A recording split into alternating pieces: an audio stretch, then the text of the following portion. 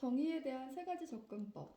어떤 사회가 정의로운지 알려면 우리가 소중히 여기는 것들, 소득과 부, 의무와 권리, 권력과 기회, 공직과 명예를 어떻게 배분하고 있는지 살펴보아야 한다. 정의로운 사회는 이러한 것들을 각각 자격 있는 사람에게 배분한다. 어려운 문제는 누가 무슨 이유로 그러한 자격을 갖는지 따져보는 것이다. 우리는 이미 이 문제를 고민하기 시작했다.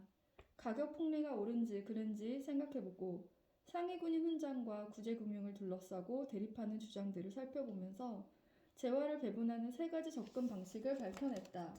복지, 자유, 미덕이 그것이다. 이것들은 각기 정의에 대한 서로 다른 사고를 제안한다. 앞서 살펴본 논쟁들 속에서 복지의 극대화, 자유의 존중, 미덕의 배양이라는 가치는 서로 불일치하는 모습을 보였다.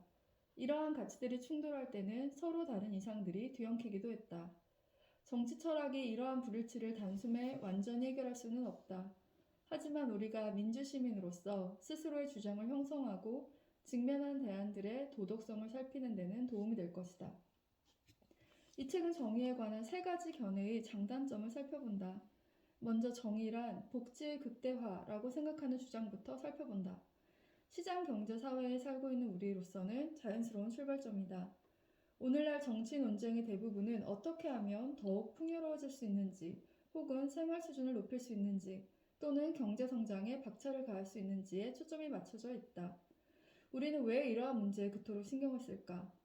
가장 분명한 답은 개인적인 차원에서나 사회적인 차원에서 경제적으로 풍요로운 삶이 더 좋은 삶이라고 생각하기 때문이다. 달리 말하면 풍요는 우리의 복지에 기여하기 때문에 중요하다. 이 견해에 대해 자세히 알려면 공리주의를 살펴보아야 한다. 공리주의는 복지를 극대화해야 하는 이유와 방법 혹은 최대 다수의 최대 행복을 구하는 가장 영향력 있는 견해다. 그 다음으로는 정의를 자유와 연관시키는 일련의 이론들을 살펴본다. 이들 이론의 대부분은 공통적으로 개인의 권리 존중을 강조한다.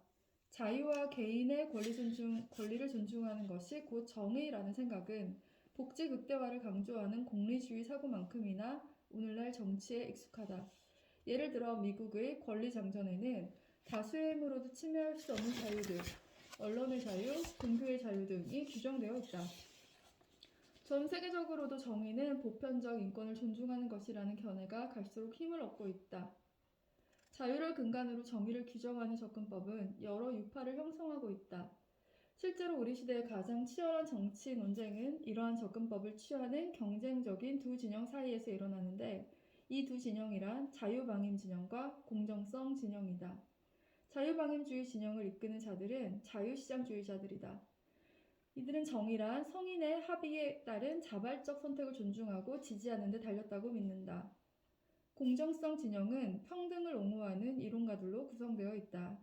이들은 규제 없는 시장은 공정하지도 자유롭지도 않다고 주장한다. 이들은 모든 이에게 성공할 수 있는 기회를 공정하게 나눠주는 정책을 펴야 한다고 주장한다. 또한 정의를 구현하기 위해서는 사회적, 경제적 불이익을 바로잡아야 한다고 본다. 마지막으로 정의가 미덕, 좋은 삶과 연관되어 있다고 보는 이론을 살펴본다. 미덕으로 정의를 규정하는 견해는 오늘날 정치에서 문화적 보수주의, 종교적 우파로 간주된다. 도덕을 법으로 규정한다는 생각은 자유사회 시민들이 보기에 자칫 편협하고 강압적인 정책을 초래할 수 있는 경악할 만한 발상이다. 하지만 정의로운 사회는 무엇이 미덕이며 좋은 삶인가에 대한 견해를 분명히 해야 한다는 생각은 이데올로기 스펙트럼상의 다양한 정치운동 및 주장에 영감을 불어넣었다. 탈레반뿐 아니라 노예제 폐지론자와 마틴 루서 킹 목사도 도덕적, 종교적 이상으로부터 자신의 정의에 대한 시각을 정립했다.